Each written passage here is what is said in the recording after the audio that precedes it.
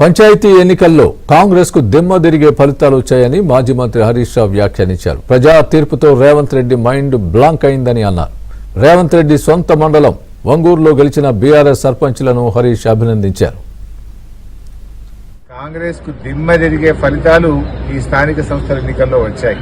కాంగ్రెస్ నాయకులు మొదటి దఫా ఫలితాలు చూసి షాక్ అయిపోయింది. రెండో దఫా ఫలితాలు చూసి మైండ్ బ్లాక్ అయిపోయింది. ఇక మూడో దశ ఫలితాలు ఇవాళ రాత్రికి వస్తాయి. అంటే 2 దశల ఫలితాలు చూసిన తర్వాత అయ్యో లాభం లేదని చెప్పి డబ్బు సంచులు పట్టుకుని హైదరాబాద్కి వెళ్ళి బయలుదేరి ప్రలోభాలకు గురి చేసి అధికార దుర్వినియోగానికి పాల్పడి పోలీసులను ఉపయోగించి మా కార్యకర్తలపై దాడులు చేసుకుంటూ అడ్డగోలు వ్యవహారాలు కాంగ్రెస్ పార్టీ చేస్తూ వచ్చింది. కానీ అంతకంతకు అనుభవిస్తారు. ఇలా దాడులు చేస్తే సహించేది లేదు. ఇప్పటికైనా దాడులు మానుకోండి.